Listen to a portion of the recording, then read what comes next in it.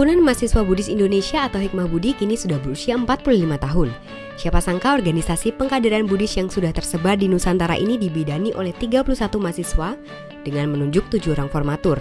Ratna Surya Widya, Sangga Sadewa, Surakirti, Krisnanda Wijayamukti, Jian Martani, Hendri Nalan, dan Uday Sudata yang kala itu mendeklarasikan sebuah organisasi bernama Keluarga Mahasiswa Buddhis Jakarta atau KMBJ.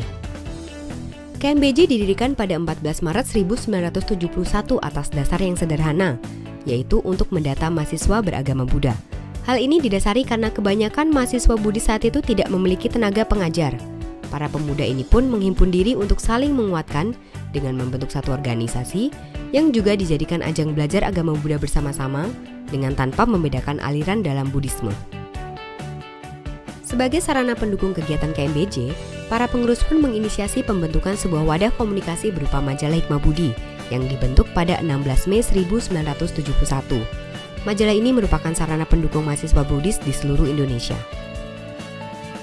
Seiring dengan perkembangan agama Buddha di Indonesia, KMBJ mulai mengembangkan diri dengan membuat berbagai kegiatan, mulai dari perayaan Waisak, Asada, hingga kegiatan pendidikan, seni, sosial, dan lain sebagainya.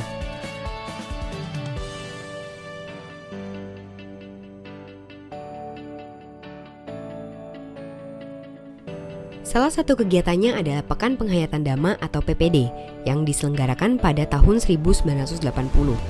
Berhasil dengan PPD, KMBJ kemudian menyelenggarakan Cepat Tepat Buddhis yang merangsang generasi muda Buddhis untuk lebih giat dan bersemangat dalam mempelajari agama Buddha.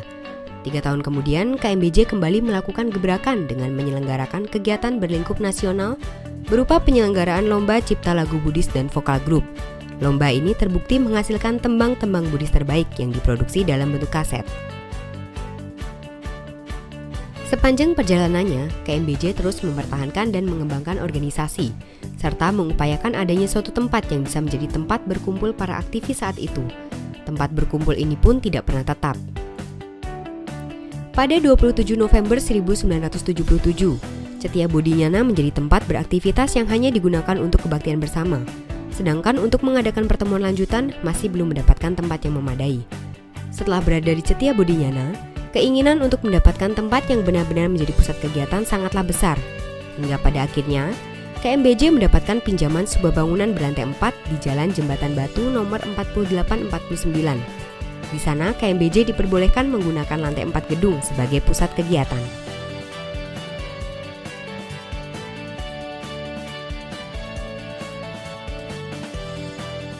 Pada tahun 90-an, KMBJ pindah dan menempati gedung di kawasan Gunung Sahari. Menempati gedung yang baru dengan fasilitas yang sangat memadai tentu merupakan berkah tersendiri bagi KMBJ.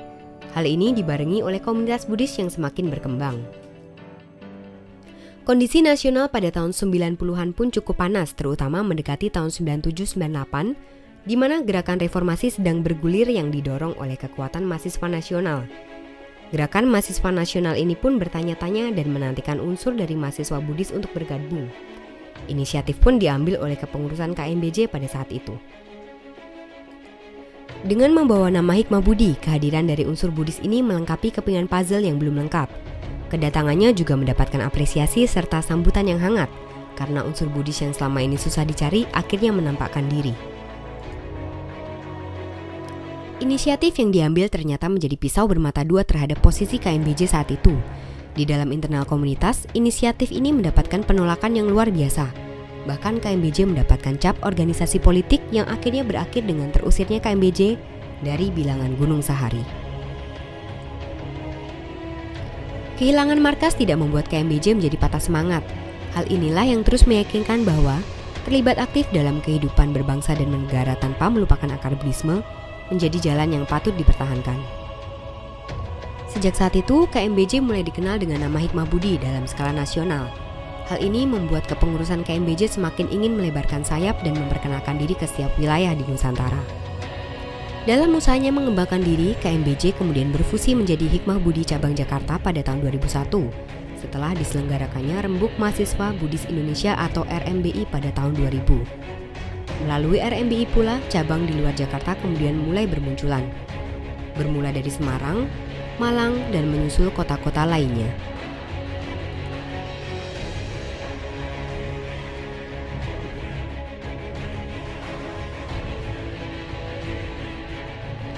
Reorientasi gerakan saat itu akhirnya membawa Hikmah Budi berdiri hingga saat ini.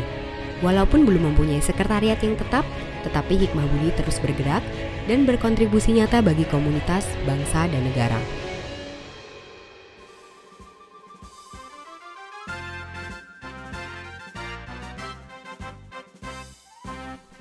Gerakan menolak budabar maupun gerakan menjaga komunikasi dengan umat muslim dalam mencegah dampak Rohingya menyebar di Indonesia, gerakan internasional yang tergabung dalam International Network Engage of Buddhist atau INEB, serta berperan aktif dalam mengawal kasus korupsi yang terjadi di tubuh Direktorat Jenderal Bimas Buddha, merupakan contoh tindakan nyata yang dilakukan oleh Hikmah Budi. Di samping itu, Hikmah Budi pun tetap melakukan aksi kaderisasi di Nusantara untuk menjaga napas Buddhisme di Indonesia.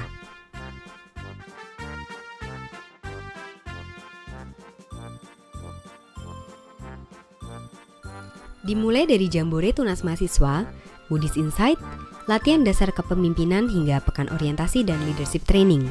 Ada pula kegiatan sosial kemasyarakatan yang dilakukan secara berkala oleh masing-masing cabang Hikmah Budi, seperti pemberian bantuan bencana alam, bantuan pengobatan, aksi pelestarian lingkungan, dan ada pula revitalisasi sumber mata air. Seluruh kegiatan ini dilakukan semata-mata karena kepedulian insan muda terhadap masyarakat.